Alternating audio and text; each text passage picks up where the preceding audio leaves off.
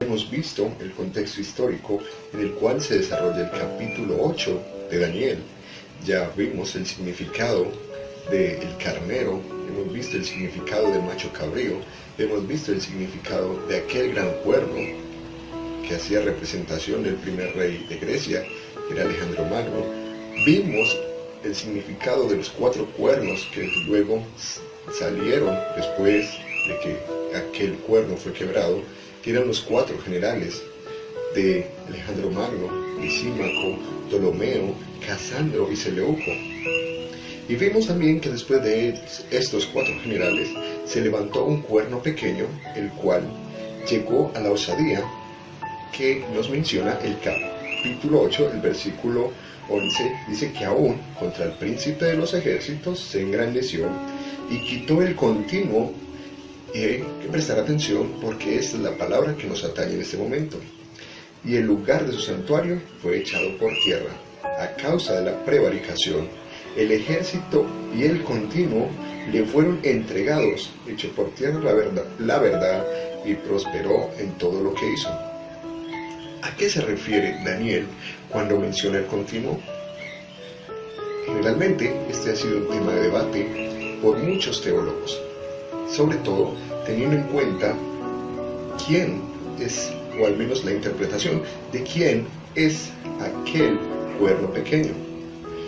Veamos, cuando encontramos la palabra continuo, hace referencia a la palabra hebrea tadmid, que significa continuo o continuamente. Pero la palabra sacrificio como tal no está dentro del texto original del libro de Daniel, sino que fue acuñado. Es por eso que en algunas versiones de la Biblia vamos a encontrar que dice continuo, y en otras versiones de la Biblia vamos a encontrar que dice continuo sacrificio. ¿Por qué algunas personas lo toman como el continuo sacrificio?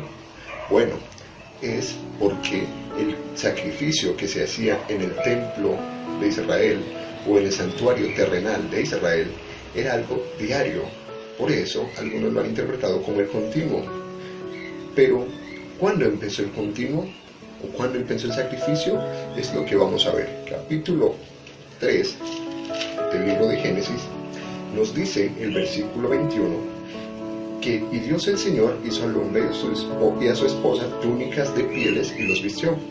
Lo que me dice es que las túnicas de pieles eran de animales y que para que esos animales diesen sus pieles tenían que haber muerto anteriormente. Pero veamos el capítulo 4, el versículo 3 y 4, dice: aún andando el tiempo, Caín trajo del fruto de la tierra una ofrenda al Señor. Versículo 4, a su vez, Abel trajo de los primeros de sus ovejas con su gordura, y el Señor se agradó de Abel y de su ofrenda. Desde allí encontramos durante toda la etapa de los hombres que siguieron a Dios, de aquellos hombres que fueron fieles, un sacrificio. Aún cuando estaban en Egipto, el Señor les mandó, la noche que pasaría la plaga, que ofrecieran un sacrificio a Él, y que con su sangre ellos se salvarían de la muerte o del ángel de la muerte que pasaría esa noche, y aún de las plagas.